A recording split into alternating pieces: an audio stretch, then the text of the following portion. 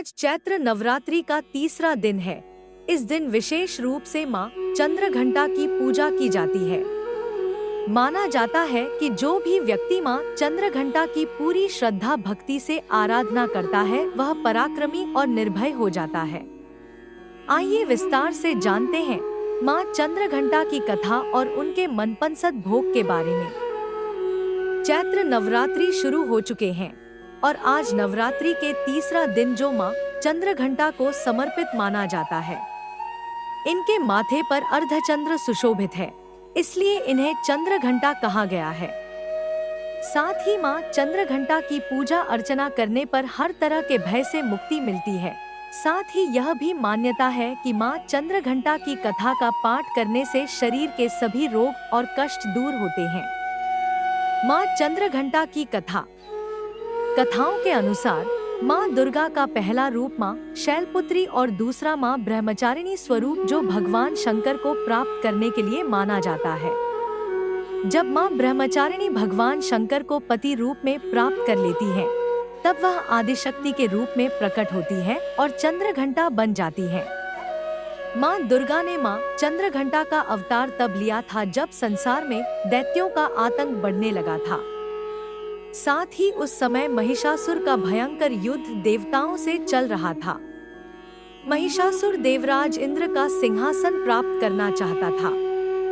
वह स्वर्ग लोक पर राज करने की इच्छा पूरी करने के लिए यह युद्ध कर रहा था।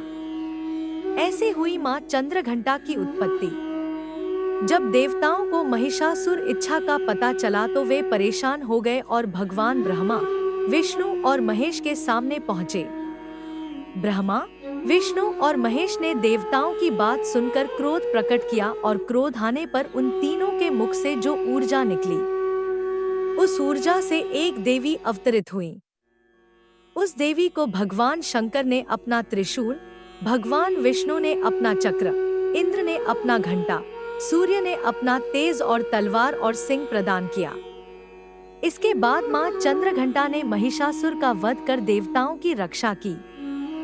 मां चंद्रघंटा का भोग। नवरात्रि में मां दुर्गा के 9 रूपों को अलग अलग तरह के भोग चढ़ाए जाते हैं।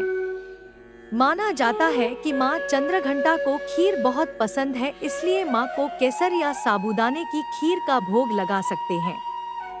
पंचामृत का मिश्रण इन सभी 5 गुणों का प्रतीक है। पंचामृत दूध, दही, घी, शहद और गंगाजल का मिश्रण होता है।